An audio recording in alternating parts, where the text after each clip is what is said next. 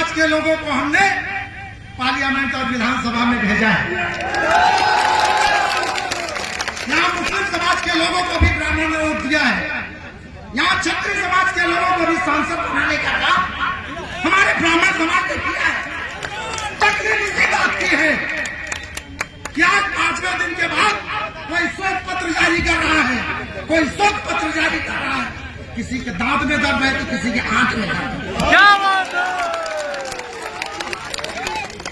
भैया, हम इस दर्द को अच्छी तरह समझते हैं और मैं कभी पद के लिए राजनीति नहीं किया।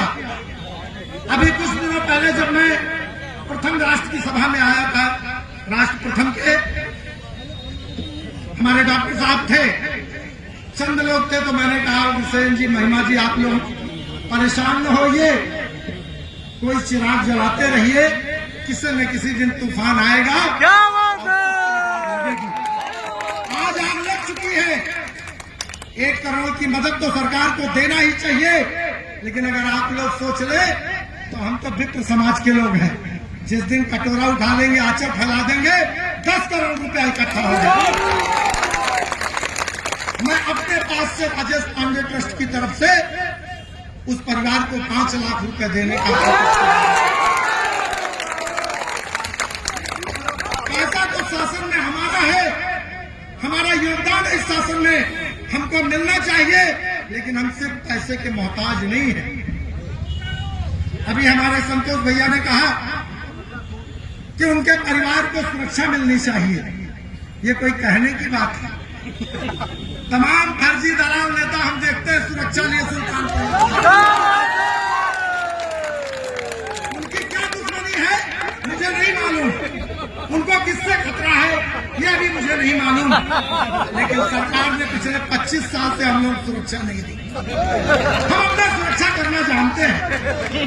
रही बात ये कि हम ऐसे समाज के लोग हैं जो समाज के अगुआ हैं, मार्गदर्शन देते हैं, लेकिन ये बात मैं चेताने के लिए आज कम शब्दों में अपनी बात को कह रहा हूं, मेरी भावना को समझें। सरकार ने न्याय किया तो किया, वरना हमारा बलिदानी जत्था भी न्याय करना जानता है। हमने इसके पहले भी आतताइयों को जवाब दिया है और पुनः उनके आंगन में जाकर हम फिर जवाब देंगे। मुझे सरकार से बड़ी उम्मीद है, लेकिन जिस तरह से हल्के फुल्के तरीके से कार्रवाई हो रही है, हम उससे संतुष्ट नहीं हैं। अभी तो हम सुत्य करेंगे, अपने भाई के शोक में शोक संवेदना करेंगे, लेकिन उसके बाद जब हमारा पर्चा चलेगा तो कोई गर्दन नहीं बचेगा। ये बात अच्छी तरह से जान लें। मैं कम से कम किसी राजनीतिक दल का बधुआ मजदूर नहीं हूं। मैंने 50 साल कहा है कि राजनीतिक दल हमारे साधन है, लेकिन आज समस्याओं के ताले की जो चाबी है वो सत्ता शासन में रहती है, जनप्रतिनिधियों में होती है। पहला कर्तव्य उनका होता है, और ये बात ध्यान रखिए कि आपके समस्याओं का ताला जो खोले, उसी के साथ आपको खड़े होने की जरूरत है। अभी हमने देखा कुछ लोग कल रात से पेट में दर्द हुआ और कहने लगे हम श्रद्धांजलि सभा करें। आपको किसने रोका? आपको किसने रोका कि आप इस श्रद्धांजलि सभा में न आए? लेकिन मैं देख रहा हूं पिछले 7 दिनों से हमको ऐसे दूध की मक्खी की तरह निकाला गया है जैसे हम अछूत हो गए।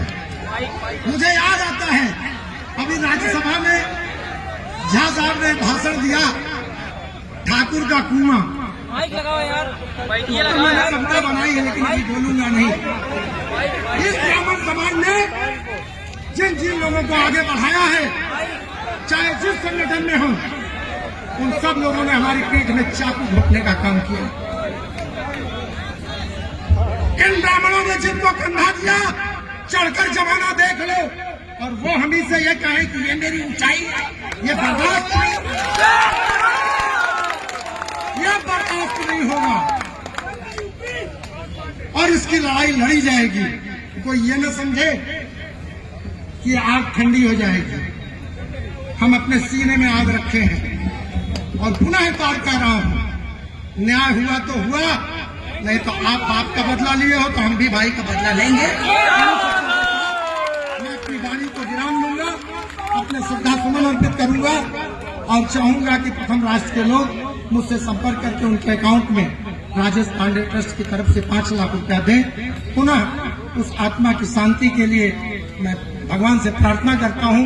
आप सबसे चाहता हूं कि आप हौसला बनाए रखें और किसी तरह के राजनीतिक विवाद में न फंसे। अगर इस मुद्दे पर कोई आंदोलन हो तो आपको किसी नेता का इंतजार नहीं करना है, आपको पहुंचना है और मैं आपके बीच हमेशा उपस्थित मिलूंगा। सभी को आभार, सबको प्रणाम।